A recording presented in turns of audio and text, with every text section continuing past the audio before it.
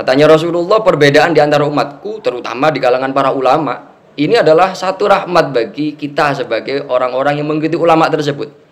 Justru dengan adanya perbedaan pendapat itu mendatangkan rahmat bagi kita, mendatangkan belas kasih kepada kita. Kita menjadi longgar, menjadi punya pilihan. Kalau kita saat ini ketika mau mengeluarkan zakat fitrah dalam kondisi ekonominya kok sedang enak, sedang naik, sangat dianjurkan bagi kita untuk apa? Mengikuti pendapat yang mengatakan 3 kilogram. Nah, dalam kondisi semacam ini, kondisi serba kepepet, serba pas-pasan semacam ini, maka boleh bagi kita untuk apa? Mengikuti pendapat yang mengatakan bahwa zakat fitrah itu sudah cukup dengan hanya 2,5 atau 2,5 kilo.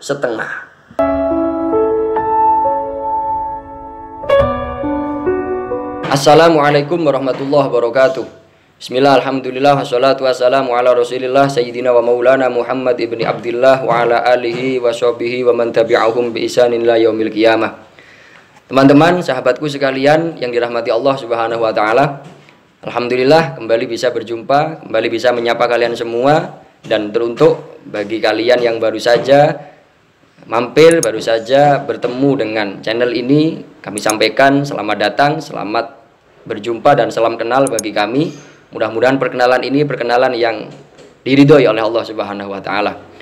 Teman-teman, sahabatku sekalian yang dirahmati Allah Subhanahu wa taala, berseliweran mengenai ukuran dan kadar tentang berapa ukuran atau kadar zakat fitrah yang harus kita keluarkan.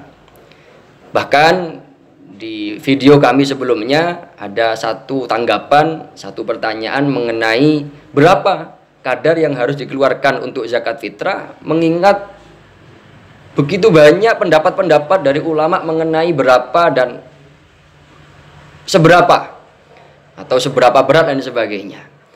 Teman-teman yang dirahmati Allah Subhanahu wa taala, justru di sini kami ingin menyampaikan bahwa dari beberapa pendapat ulama inilah, dari perbedaan pendapat inilah yang oleh makalah disampaikan atau bahkan Rasulullah menyampaikan bahwa ikhtilafu ummati rahmatun.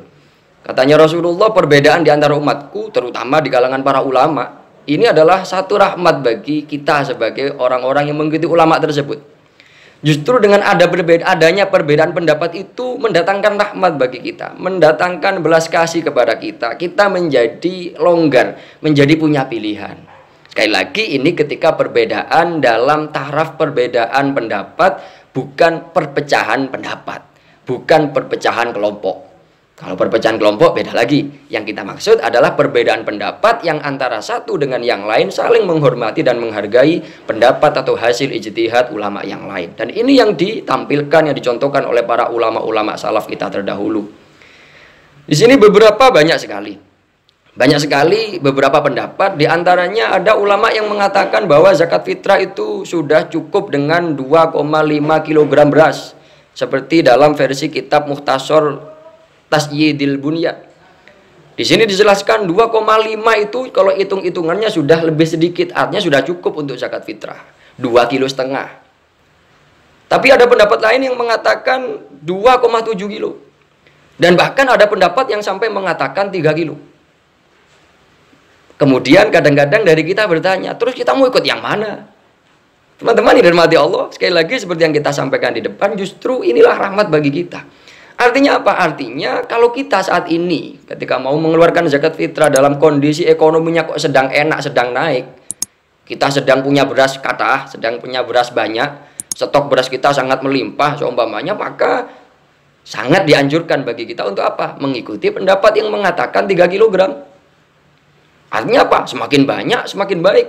Semakin baik beras yang kita keluarkan, juga semakin baik amal yang atau pahala amal yang akan kita dapatkan kelak. Sekali lagi, kalau kita dalam kondisi ekonomi sedang baik, sedang ada di atas, karena nuwun sewu, seseorang itu ekonominya bisa naik turun. Saat ini kita baik, maka kita ambil pendapat yang paling banyak, 3 kg, menggunakan beras yang kualitasnya paling baik tentu saja. Namun, tidak bisa dipungkiri kadang-kadang kita sendiri atau saudara-saudara kita yang lain di luar sana saat ini dalam kondisi sedang berat ekonominya, tapi sudah wajib zakat fitrah. Kenapa? Karena sudah lebih dari, karena ngeten, Orang yang wajib zakat fitrah itu adalah orang yang sudah mempunyai kecukupan untuk satu hari satu malam, malam dan harinya Idul Fitri itu tok. Jadi kok jenengan sudah punya uang atau harta yang cukup untuk kebutuhan makan keluarga jenengan selama satu hari satu malam dalam perayaan Idul Fitri, kok masih ada sisa yang cukup untuk dikeluarkan sebagai zakat fitrah, jenengan sampun wajib zakat fitrah. Nah, dalam kondisi semacam ini, kondisi serba kepepet, serba pas-pasan semacam ini, maka boleh bagi kita untuk apa? Mengikuti pendapat yang mengatakan bahwa zakat fitrah itu sudah cukup dengan hanya 2,5 atau 2,5 kilo beras. Dan menggunakan beras yang tidak harus kualitas terbaik.